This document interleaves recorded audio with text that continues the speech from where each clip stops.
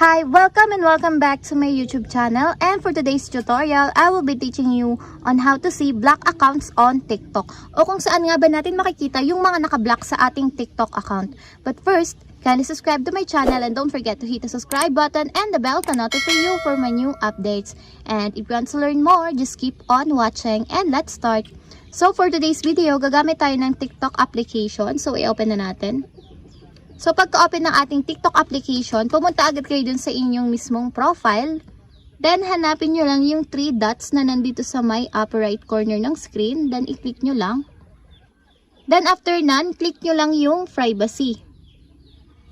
Then, sa privacy, scroll down nyo lang. Then, hanapin nyo yung block accounts. Tapos, i-click nyo.